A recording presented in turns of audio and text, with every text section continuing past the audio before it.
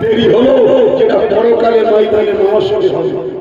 তাই আল্লাহকে ভয় করবেন, আল্লাহকে ভয় করে ন্যায়ের পক্ষে থাকবেন।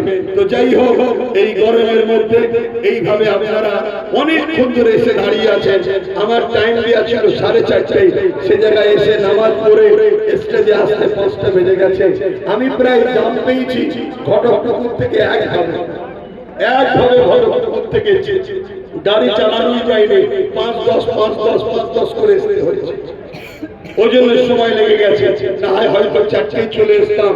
কেন আলিশা ও অনেক করে বলেছিল ওর বাড়িতে একবার যাওয়ার কথা, কেন ওর বাড়িতেই আমি দেখতে এসেছিলাম।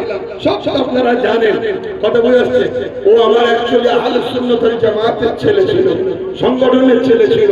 সেই দেখতে আসাতে আজকে কি জুলুমের শিকার হতে হয়েছে, কিন্তু এতে আফসোস করলে হবে না। আরে আমি কোথাকারের কে? আমার হোসাইন পাক কুফায় যাচ্ছিল মেহমানের বাড়িতে, কুফায় যাচ্ছিল মেহমানের দাওয়াতে, কারবালায় তেনাকে এটকে জুলুম করেছে না করেনি? তাহলে আপনি হোসাইনি দাবি করবেন আর আপনার উপরে জুলুম হবে, খারাপ করলে হবে না। ধৈর্য